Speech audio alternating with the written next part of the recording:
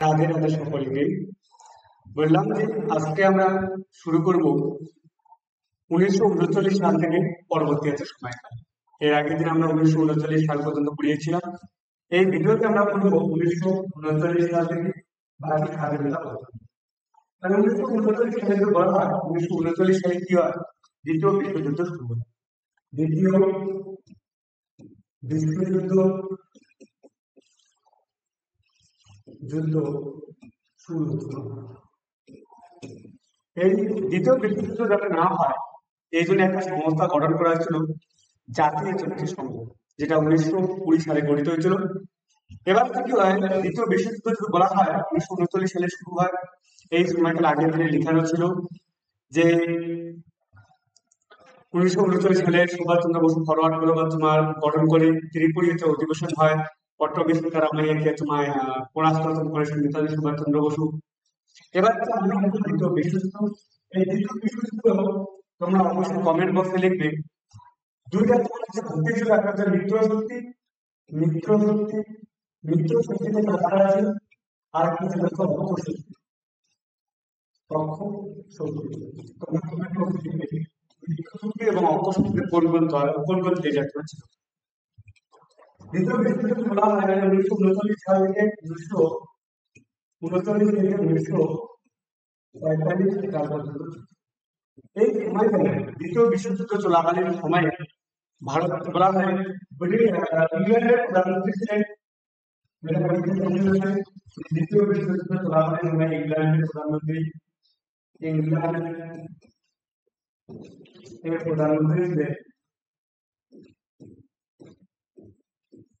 প্রধানমন্ত্রী ছিলেন কে ছিলেন? চার্চিল। চার্চিল। এবং তোমরা ভারতের ভাইসরয় ছিল, ভারতের ভাইসরয় ছিল এই সময়কালে লর্ড লিনলিথগো, লর্ড লিনলিথগো। এবং সচিব ছিল, ভারত সচিব ছিল, সচিব ছিলেন আর্মেনি ছিল ভারতবর্ষ সচিব। ভেরি ভেরি ইম্পর্টেন্ট, সেই বলতে লিখে আছে রাখবেন। তো এই সময়কালে যখন দ্বিতীয় বিশ্বযুদ্ধ যখন শুরু হয়, ঠিক সেই সময়কালে ব্রিটিশ সরকার ভারতের কোন রকমের সম্মতি না নিয়ে উল্লেখ করে যে কোনো না কোনো ভাবে ভারত ব্রিটিশদের হচ্ছে পক্ষ হয়ে দ্বিতীয় বিশ্বযুদ্ধ হচ্ছে অংশগ্রহণ করবে।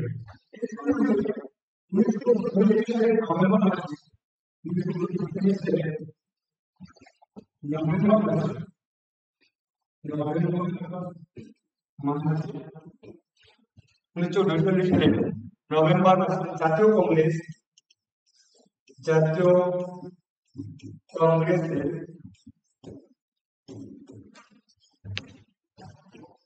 সদস্যগণ মন্ত্রিসভা থেকে মন্ত্রিসভা বলা হয় ত্যাগ করেন। নভেম্বর মাসে জাতীয় কংগ্রেসের সদস্যগণ মন্ত্রিসভা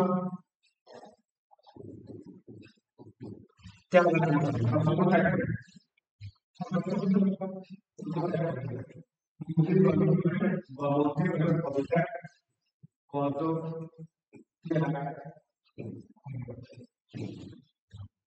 এটা একটা ইম্পর্টেন্ট। 1939 সালে 1939 সালে বলা হয় যে মুসলিম লীগ, দেখো মুসলিম লীগ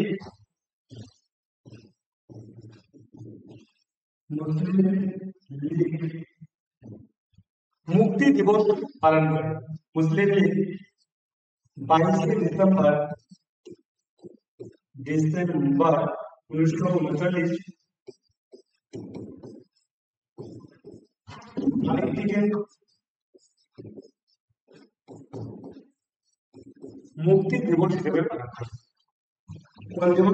মুক্তি দিবস হিসেবে পালন করে।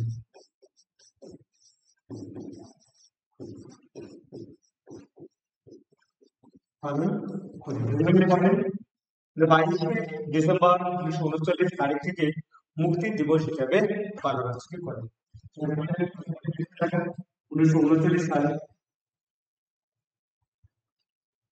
1940 সালে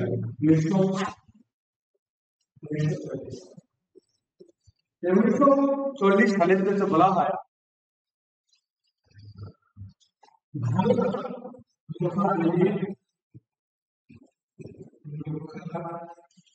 আইনে নেতাজি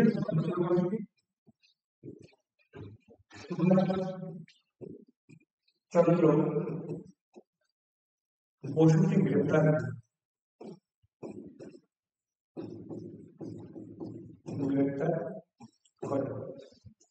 এর সঙ্গে সঙ্গে কি হয় 1940 সালে একক সত্যাগ্রহ সেলফ রেসপেক্ট মুভমেন্ট একক সত্যাগ্রহ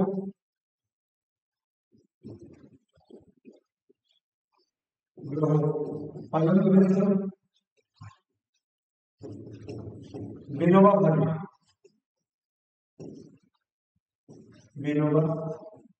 ভাবে নামটা ভেরি ইম্পর্টেন্ট।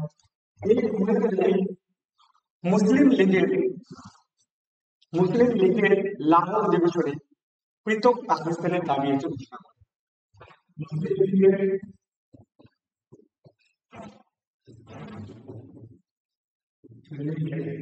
লাহোর অধিবেশনে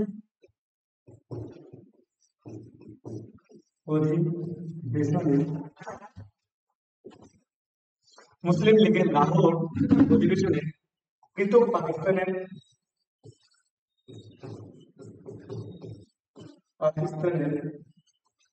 দাবি কি জানেন?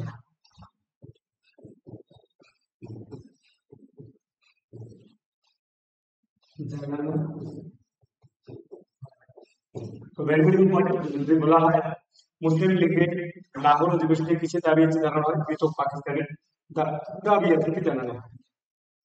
এবার কাহিনী বলে 1939 সালে যখন দ্বিতীয় বিশ্বযুদ্ধ হয় জাপান যখন বলা হয় কি হয় জার্মানি যখন পোল্যান্ড আক্রমণের মাধ্যমে দ্বিতীয় বিশ্বযুদ্ধ এই দ্বিতীয় বিশ্বযুদ্ধ সময়কালে গান্ধীজি এবং তোমার নেতাজি সুভাষচন্দ্র বসু দুইজনের মধ্যে মতবিরোধ অর্থাৎ মতাদর্শগত পার্থক্য তোমাদের যার ফলে দুইটা তোমার কারণ ছিল। একদিকে তোমার নেতাজি সুভাষচন্দ্র বসু বলে কোনো না কোনো ভাবে বিদেশি ভারতকে স্বাধীন করে বিশেষ করে জার্মানির জন্য সাহায্য নিয়ে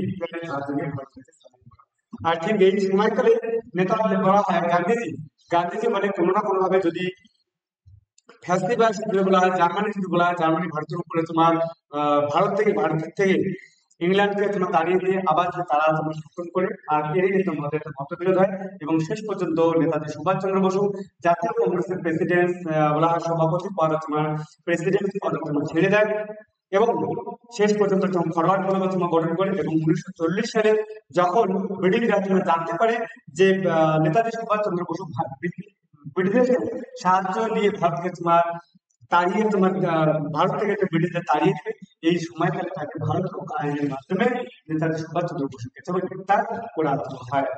এখন এই সময়কালে এত সত্যাগ্রহ এই সময়কালে গান্ধীজি চান না যে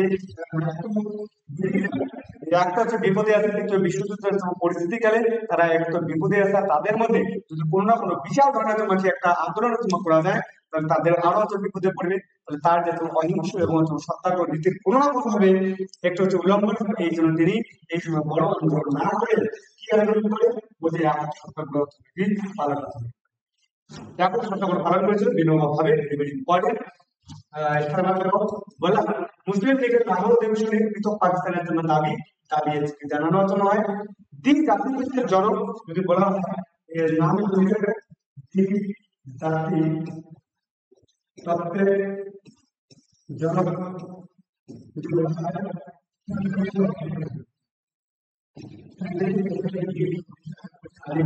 আন্দোলন বলা হয়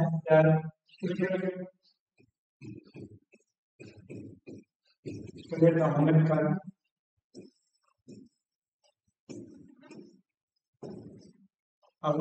বা আহমেদ খান দ্বীপ জাতিগত জনক বলা হয় দ্বীপ জাতিগত জনক বলা হয় কৃতজ্ঞতা প্রথম যে করা হয় প্রথম জানান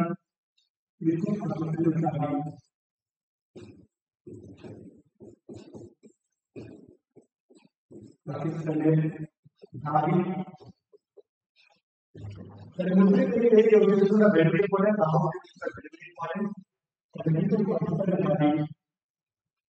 পাকিস্তানের দাবি প্রথম জানান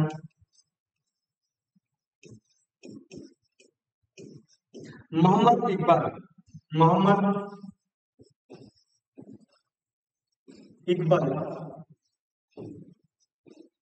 যিনি মোহাম্মদ ইকবাল যিনি কি লিখেছিলেন, যিনি সারে জাহাজ से अच्छा, যিনি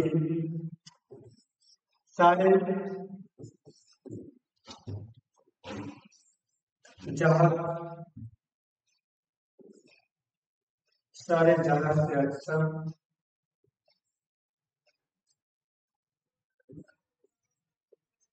हिंदुस्तान गांधा के गांधी लिखेছে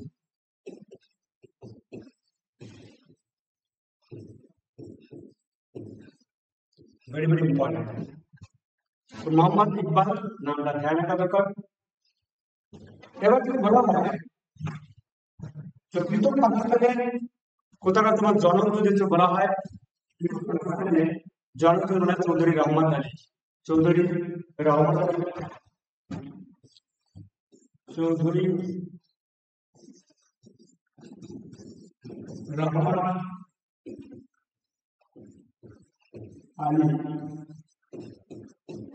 চৌধুরী রহমত আলী এই সময় উপস্থিত ছিলেন। তো চৌধুরী রহমত আলীকে পাকিস্তান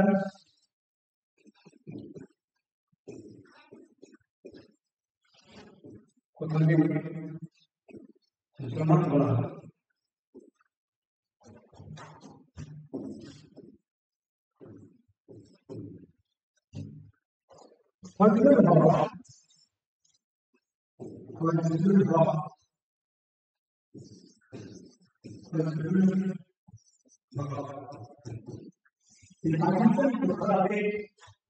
पाकिस्तान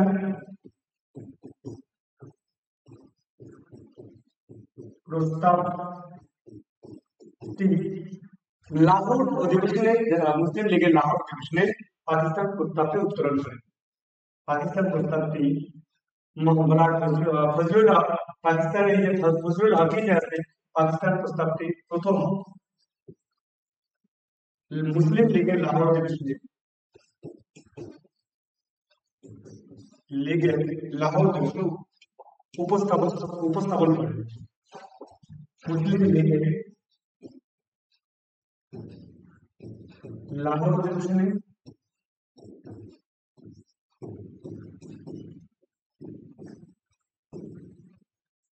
उपस्थापन करें।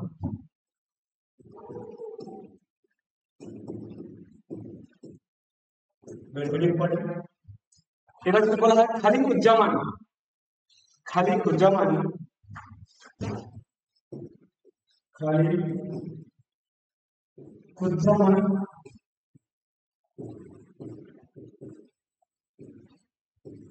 এই প্রস্তাবটি সমর্থন করেছে।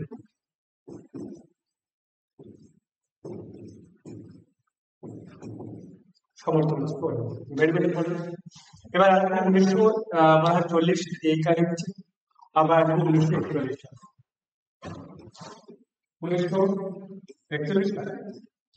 নেতাজি সুভাষচন্দ্র বসুকে যখন 1940 খ্রিস্টাব্দে ভারত রক্ষা আইনের মাধ্যমে গ্রেফতার করে তিনি জেলে গিয়ে তোমার দেখেন যে তিনি যদি দ্বিতীয় বিশ্বযুদ্ধ সময়কালে এবং তাকে অনির্দিষ্ট সময়ের জন্য তোমার জেলে রাখা হয়, বলে যতদিন পর্যন্ত না দ্বিতীয় বিশ্বযুদ্ধ তোমার শেষ না হয় ততদিন পর্যন্ত নেতাজি সুভাষচন্দ্র বসু জেলে আছে। এই পরিস্থিতিতে নেতাজি সুভাষচন্দ্র বসু বলে আমার ভারত মাকে তোমার রক্ষা করা দরকার, আর রক্ষা করার জন্য আমাকে কোনো না কোনোভাবে জেলে এই সময়কালে নেতাজি সুভাষচন্দ্র বসু জেলে গিয়ে অন্নশালা করা শুরু করেন এবং খাদ্য তোমার কম খাওয়াতে শুরু করেন এবং নেতাজি সুভাষচন্দ্র বসু যখন অসুস্থ হয়ে পড়েন, ঠিক সেই সময়কালে ব্রিটিশরা ভাবছিল যে নেতাজি সুভাষচন্দ্র মরবে মরবে, এই এরকম অবস্থা, যে নেতাজি সুভাষচন্দ্র বসু বেশিদিন বাঁচবে না। নেতাজি সুভাষচন্দ্র বসুকে যখন বলা হয় যে আপনি আজকে থাকতে পারেন, নেতাজি সুভাষচন্দ্র বসু বললেন যে আমি আমার ঘরে একা থাকতে চাই, আমি গৃহে আমার কি বলা হয় বাড়িতে যেতে চাই। নেতাজি সুভাষচন্দ্র বসুকে কি করা হয়, হাউস অ্যারেস্ট করা হয়, এবং 1941 সালে নেতাজি সুভাষচন্দ্র বসু সমস্ত প্ল্যানিং করে ভারত থেকে তোমার বাইরে যাওয়ার পরিকল্পনা করে। কিন্তু 1941 সালে নেতাজি সুভাষচন্দ্র বসু সুভাষ চন্দ্র বসু কোথা থেকে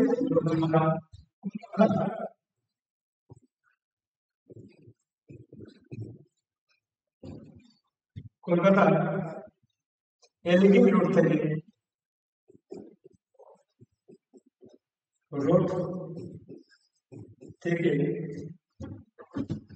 জিয়াউদ্দিন ছদ্মনামে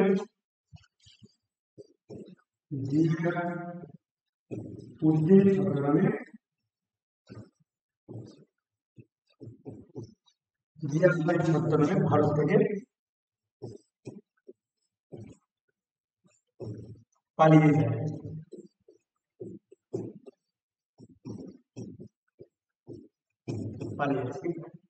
নেতাজি সুভাষচন্দ্র বসু 1941 খ্রিস্টাব্দে কলকাতার তোমার এলিগেন্ট রোড থেকে জিয়াউদ্দিন ছদ্মনামে ভারত থেকে পালিয়ে যায়। ঠিক আছে, মাঝ রাতে তার তোমার ভাইকে যদি বলা হয় শিশির কুমার, ক্লাস 8 একটা পড়া আছে, ক্লাস 7-8, তো যেখানে তোমার শিশির কুমার সম্পর্কে তোমার বলা আছে ক্লাস 8 তো শিশির কুমার তাকে একজন সাহায্য করে তার ভাইস্তা, এবং তিনি ভাবু হয়ে চলে যায় তোমার পেশোয়া হয়ে কাবুল হয়ে তোমার কাবুল থেকে তোমার রাশিয়া মস্কো যায়, মস্কো থেকে তুমি ঠিক আছে বার্লিন যায়, বার্লিনে তুমি কি জার্মানির রাজধানী হচ্ছে বার্লিনে যায়, আর সেখানে গিয়ে তিনি হিটলারের তোমার সহযোগিতা এবং ভারতের তোমার স্বাধীনতার পুনরুদ্ধারের জন্য 1942 নেতাজি সুভাষচন্দ্র বসু পালিয়ে গেল কিভাবে? অনেকে আছে, আমি যখন ছোটবেলায় পড়েছিলাম পুলিশের চোখে ধুলো দিয়ে পালিয়ে গেছে, আমিও ভাবছিলাম যে হয়তো কোনো না কোনো হাতে ধুলো নিয়ে পুলিশের চোখে একটু করে ধুলো দিয়েছে পালিয়েছে, কিন্তু বাস্তবতা এরকম না। রাত্রিবেলা সে তোমার কি নাম আছে নিয়ে, তার যে তোমার জিয়াউদ্দিনের তোমার ছদ্মকে নাম আছে নিয়ে ভারত থেকে পালিয়েছে, ঠিক আছে। তো নেতাজি সুভাষচন্দ্র বসু যখন তোমার হাউস অ্যারেস্টে ছিল, তিনি হঠাৎ করে তোমার বলে যে আমি সন্ন্যাস তোমার গ্রহণ থেকে করবো, আর সন্ন্যাস গ্রহণ করবো জন্য বলে যে আমাকে কিছুদিনের জন্য রুমের মধ্যে আটকে রাখা হোক, কেউ যাতে প্রবেশ না করে, কেউ যদি আমাকে দেখাশোনা কি বলে নজরদারিতে না। এবং নেতাজি সুভাষচন্দ্র বসু মানে আমার ভাইস্তা আর ভাস্তি ছাড়া কেউ যাতে রুমের প্রবেশ না করে। নেতাজি সুভাষচন্দ্র যখনই এই খবর ব্রিটিশরা পেয়ে যায়, তখনই ব্রিটিশরা খুব আনন্দিত হয় যে একজন হচ্ছে বিপ্লবী, যিনি কি হচ্ছেন যে কি বলে সন্ন্যাস গ্রহণ করবেন। আর এই তোমার কাহিনী তোমার শুনে ব্রিটিশরা খুব আনন্দ উল্লাসিত ছিল, এবং নেতাজি সুভাষচন্দ্র বসুর উপর নজরদারি কমিয়ে দিয়েছিল। আর সেই সুযোগ নিয়ে নেতাজি সুভাষচন্দ্র বসু ভারত মাতাকে স্বাধীনতা দেওয়ার জন্য তিনি 1941 সালে ভারত থেকে পালিয়ে যান। 1942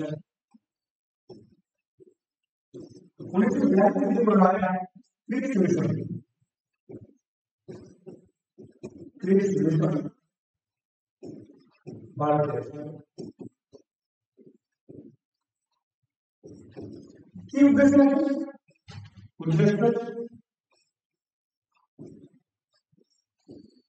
আছে যে দ্বিতীয়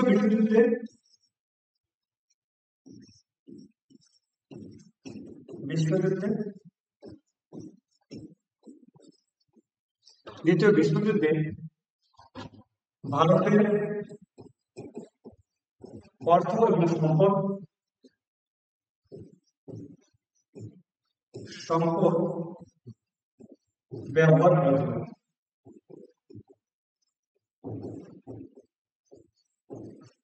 অর্থ এবং সম্পদ ব্যবহার করার জন্য নেতাজি কি বলে ক্রিস মিশন 1942 সালে মার্চ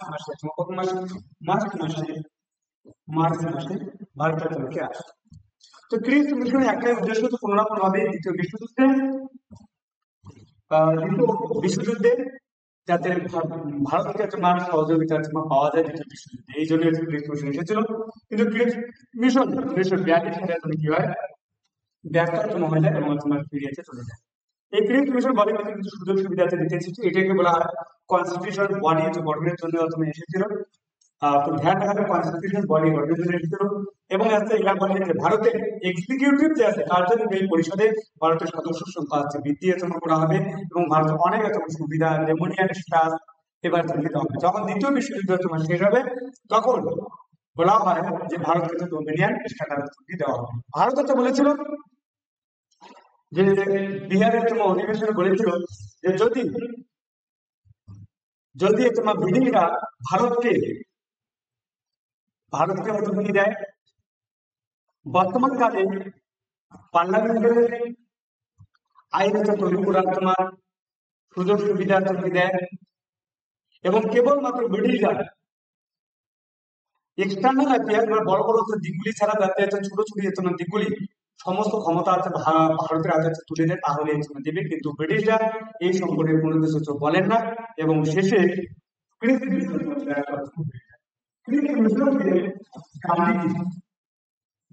গান্ধীজি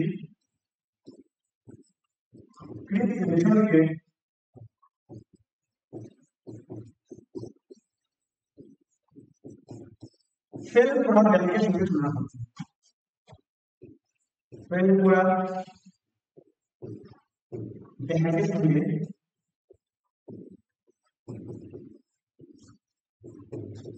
তুলনা করেছে।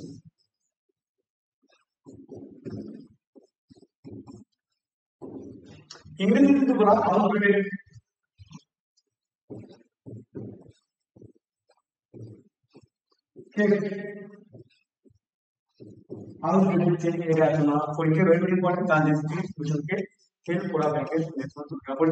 যে কবে ভারত স্বাধীনতা দ্বিতীয় বিশ্বযুদ্ধ শেষ হবে এবং কবে ভারত বা দ্বিতীয় বলা হয় কি বলে ডোমিনিয়ন স্ট্যাটাস হবে। আর যেই সময় তারা ডোমিনিয়ন স্ট্যাটাস চায় সেই সময় ভারত কি চায়, ভারত নাকি পূর্ণ স্বাধীনতা নাকি দাবি চায়। এটা গেল 1942 সালের কাহিনী। 1942 সালে লেখক ভারত ছাড়ো আন্দোলন। 1942 সালে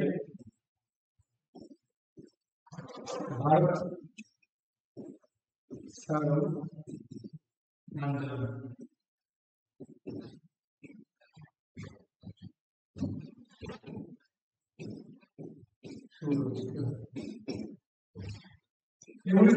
ভারত ছাড়ো আন্দোলনের তোমার কাহিনীটা যে আগেই আগস্ট ওয়ার্কার এটা হচ্ছে ওয়ার্কার ঘোষণা নামে পরিচিত। ভারত ছাড়ো আন্দোলন, ভারত ছাড়ো আন্দোলন, ছাড়ো আন্দোলন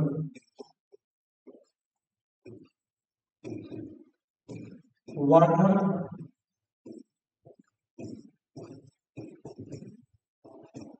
ওয়ার্কার ঘোষণা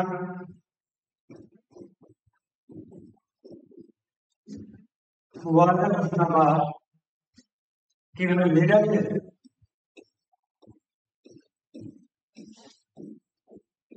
মুভমেন্ট নামে পরিচিত।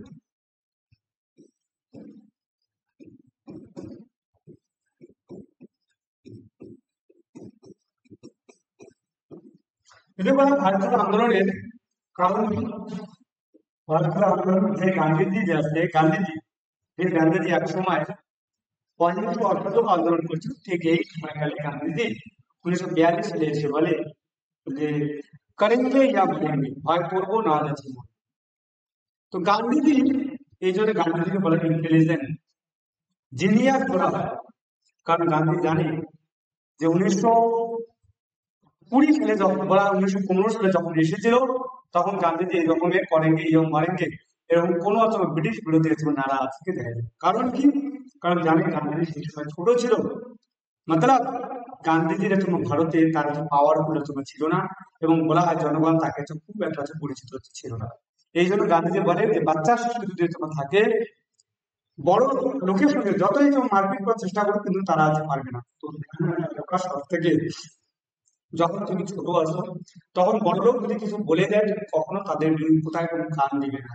তাহলে এবং সময়ের একটা অপেক্ষা করো যে তোমার বয়স যখন ইয়েও হবে, সে যাকে তুমি মাতাচ্ছ সে তার বয়স তোমার কমে যাবে, এবং তখন তাকে পাল্টা কি বলা হয় মারা আছে কিন্তু দরকার। বলা হয় লোহা যখন গরম হয় তখন একটা হাতুড়ি আছে পিটা দরকার, আর অন্য সময় যে হাতুড়ি দিয়ে পিটাও তাহলে লোহার কোনো হচ্ছে কাজই করবে না। ভারত ছাড়ো আন্দোলন, ভারত ছাড়ো আন্দোলন এটা হচ্ছে ওয়াদা ঘোষণা বা আপনার লিডারনেস আন্দোলন ঘোষিত। এই বলা হয় হাতুড়ি হাতুড়ি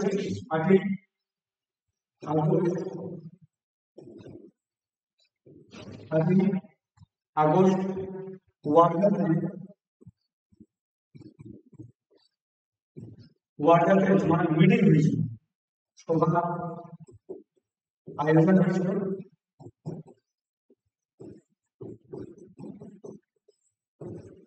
9 আগস্ট আন্দোলন শুরু হয়। 9 আগস্ট আন্দোলন শুরু হয়।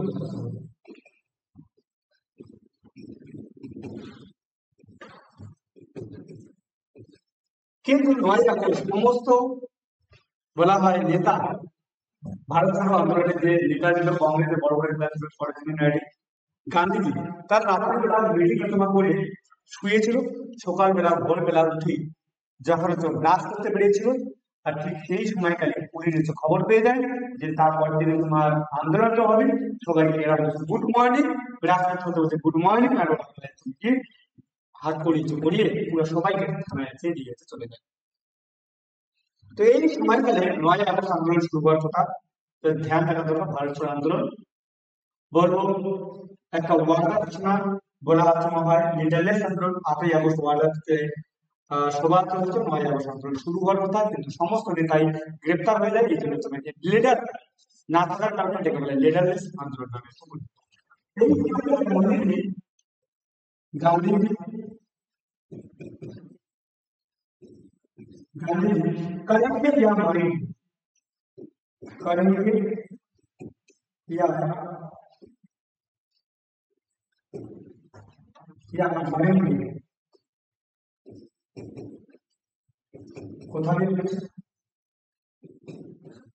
करेंगे या मरेंगे কোথায় বলেছে, অর্থাৎ হয় করবো অথবা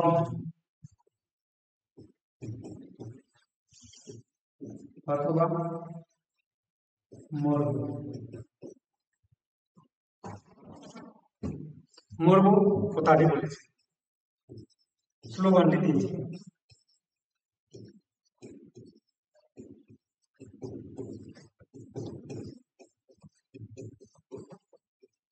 স্লোগানটি দিয়েছে গান্ধীজি करेंगे या मरेंगे ध्यान रखा दरकार। एक समय 1942 সালে जो बड़ा है ये आंदोलन का उद्देश्य একটাই, उद्देश्य কারণ আন্দোলনের কারণ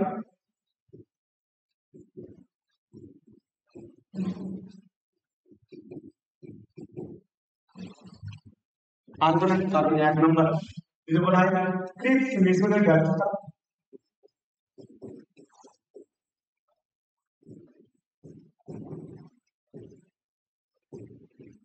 ক্রিপ্স মিশনের ব্যর্থতা। এই ক্রিপ্স মিশনকে মুসলিম লীগ, জাতীয় কংগ্রেস কেউ তোমার কি করেনি, বলা হয় ক্রিপ্স মিশনকে তোমার সমর্থন করে। তো ক্রিপ্স মিশনের ব্যর্থতা 2 নম্বর, জার্মানি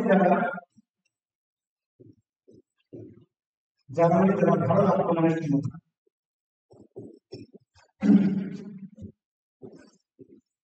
আক্রমণের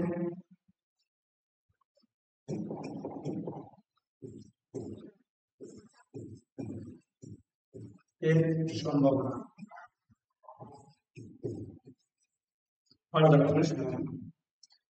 ধ্যান রাখা দরকার। এবং তোমার এই সময়কে বাস্তব হিসেবে বলা হয় যে নেতাজি সুভাষচন্দ্র বসু এই সময়কালে কোথায় গিয়েছিল, জার্মানি গিয়েছিল। তো অনেক যারা তোমার বাঙালি জাতির একটা খুবই আছে জানকারি আছে, অনেক জায়গায় বলা হয় যে সেই সময়কালে নেতাজি সুভাষচন্দ্র বসু জার্মানি গিয়েছিল এবং হিটলারের সঙ্গে নিয়ে ভারতকে যদি আক্রমণ করে, ভারত যেহেতু জার্মানি এবং হচ্ছে ব্রিটিশরা শত্রু, তো ভারতের তোমার ব্রিটিশরা ছিল তার মানে শত্রু হয়ে জার্মানি হিটলারের শত্রু তাড়িয়ে তোমার দিয়ে যেতে দেবে। আর যদি কোনো না কোনো ভাবে ভারতকে তোমার তাড়িয়ে দেয় নেতাজি সুভাষচন্দ্র বসু ভারতের ব্রিটিশদের তোমার তাড়িয়ে দিয়ে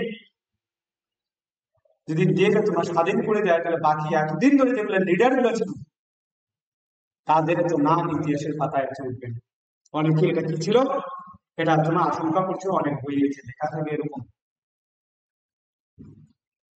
যে ধ্যান রাখা দরকার। অনেকে ভীত হয়ে গেছিল যে নেতাজি সুভাষচন্দ্র বসু যদি কোনো কারণে আক্রমণ করে ভারতকে তোমার স্বাধীনতা করে, তাহলে বাকি এতদিন ধরে বাকি লিডার গুলো যেগুলো ছিল সেগুলো সেগুলোর নাম ইতিহাসের পাতায় চলবে না।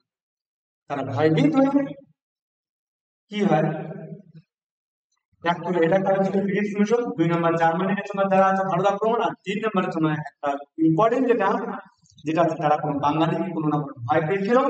ভয় পেয়েছে তারা বলে কি যে নেতাজি সুভাষচন্দ্র বসু আক্রমণ করার আগে আমাদের কোনো না কোনো বিশাল বড় আন্দোলন হচ্ছে গড়ে তুলতে হবে। না তো সবাই নেতাজি সুভাষচন্দ্র বসুর ফ্যান হয়ে যাবে, বাকি লিডারদের জন্য দাঁড়িয়ে থাকবে। তো যাই হোক, নেতাজি আন্দোলন এই ভারত ছাড়ো আন্দোলনকে সমর্থন করে। এই আন্দোলনকে ভারত ছাড়ো আন্দোলনকে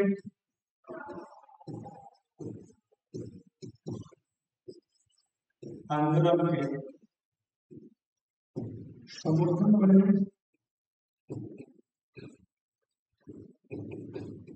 আর সমর্থন করে মুসলিম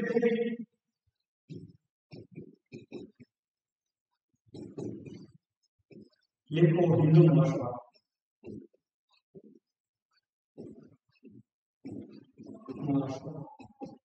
জানেন দরকার এই আন্দোলনে ভারত ছাড়ো আন্দোলনে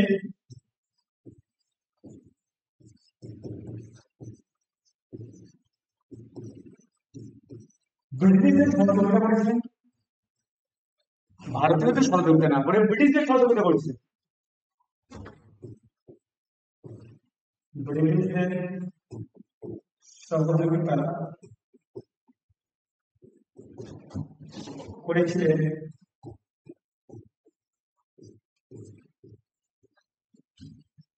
র্যাডিক্যাল ডেমোক্রেটিক পার্টি।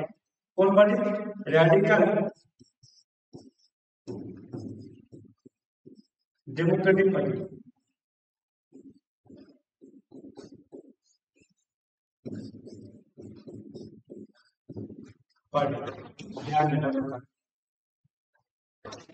দেখো ভারত ছাড়ো আন্দোলনে তমলুক থেকে নেতৃত্ব দিয়েছিল, তমলুক থেকে মেদিনীপুরের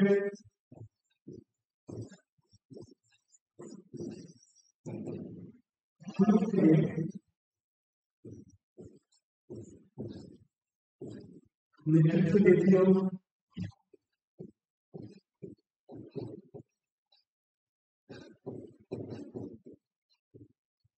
সতীশচন্দ্র সামন্ত।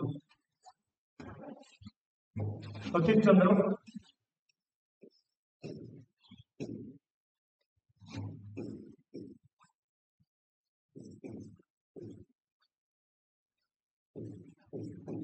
এই তিনি তোমার 1942 সালে সতীশচন্দ্র সামন্ত সতীশচন্দ্র সামন্ত সামন্ত 1942 সালে কি গঠন করে ধ্যান অথবা তাম্রলিপ্ত জাতীয় সরকার, তাম্রলিপ্ত জাতীয় সরকার করতে পারে।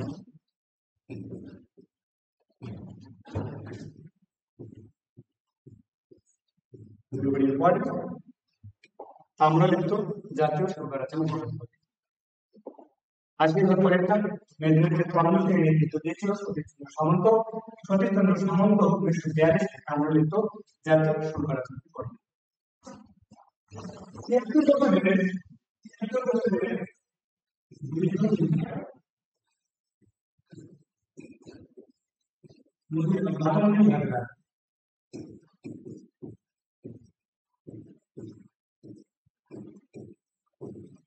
মাতঙ্গিনী হাজরা এই আন্দোলনে শহীদ হন এবং সেই সময়কালে একটা বুড়ি ৭৩ বছর একটা বৃদ্ধা মহিলা তিনি ভারতীয় আন্দোলনের সময় কি নামে এবং তিনি পুলিশের তোমার গুলি খেয়ে তিনি তোমার শহীদ হয়েছে মহিলা মাতঙ্গিনী হাজরা গান্ধী বুড়ি নামে পরিচিত মাতঙ্গিনী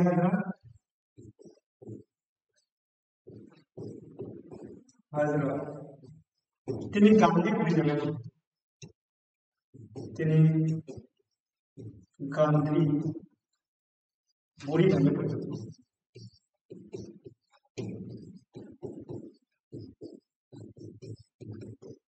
পরিচিত ধ্যান রাখা দরকার গান্ধী বুড়ি নামে পরিচিত কে ছিলেন মাতঙ্গিনী হাজরা ৭৩ বছরের বৃদ্ধা মহিলা বলা হয় তমলুক থেকে তিনি তোমার নেতৃত্ব দিয়েছিলেন মৃত্যু বলা হয়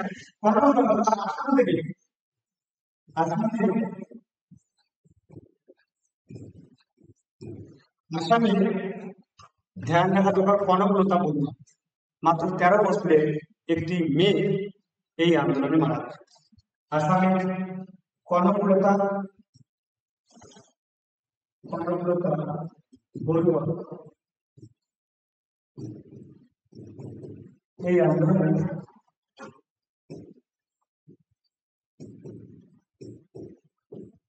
মারা যায় ভারতের আন্দোলনের জন্ম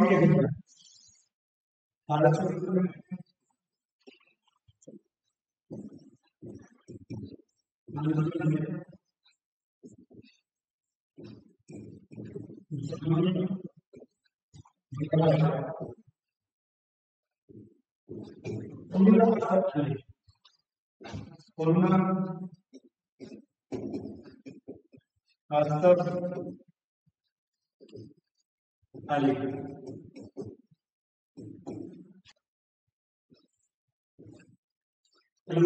আলীকে ভারতের আন্দোলনের জননী হিসেবে বলা হয় আসামের কনকলতা বড়ুয়া পুলিশের গুলিতে নিহত হন মারা যান মাতঙ্গিনী হাজরা তমলুক থেকে তিনি আন্দোলন নামেন এবং ৭৩ বছরের বুড়ি তিনি মারা যান এবার মানব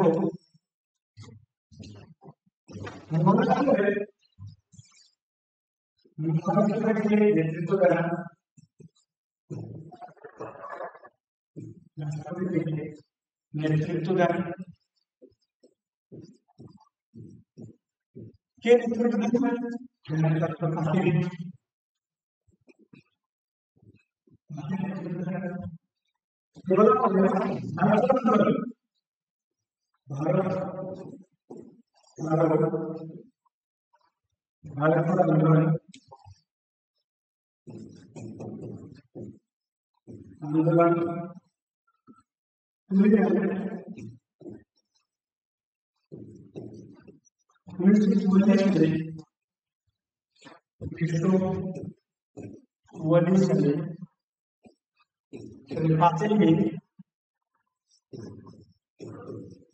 গান্ধীজি জেল থেকে ছাড়া পাওয়ার তাহলে গান্ধীজি এবারও ১৯৪২ সালে জেলে ঢুকেন এবং ১৯৪৪ সাল পর্যন্ত গান্ধীজি জেল থেকে মুক্তি পাওয়ার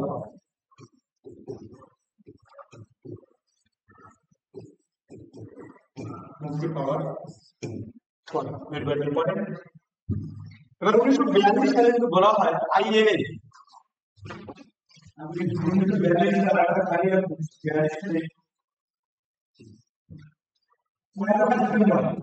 সেপ্টেম্বর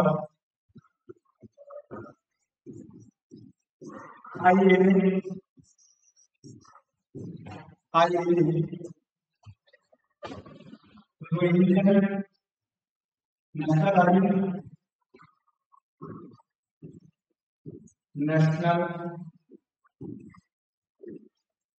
আর্মি প্রতিষ্ঠিত হয় এই সংস্থাটি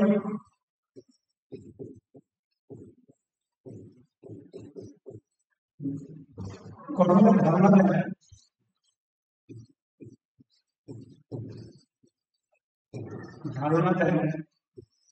ক্যাপ্টেন মোহন সিং। ক্যাপ্টেন মোহন সিং।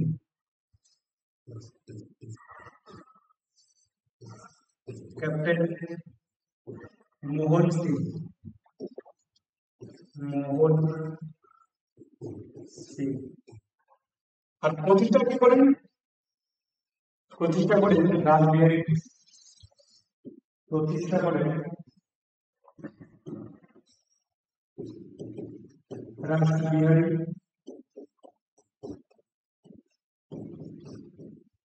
রাসবিহারী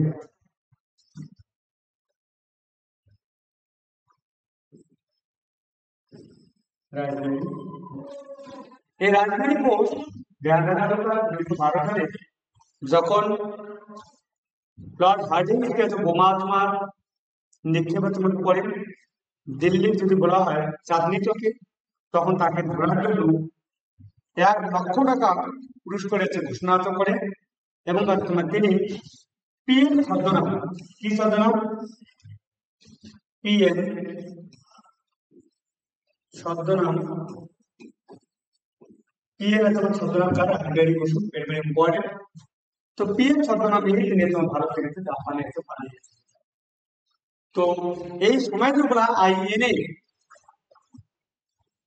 তোমার গঠিত হয়েছিল। আইএনএ ওদের ইন্ডিয়ান ন্যাশনাল আর্মি প্রতিষ্ঠিত হয়েছিল। তো ব্যাস, আজকে তোমার ভিডিওটা লম্বা হয়ে যাচ্ছে। আজকে এই পর্যন্ত। দেখা হবে নেক্সট ভিডিওতে। ভালো লাগে। রাধে রাধে।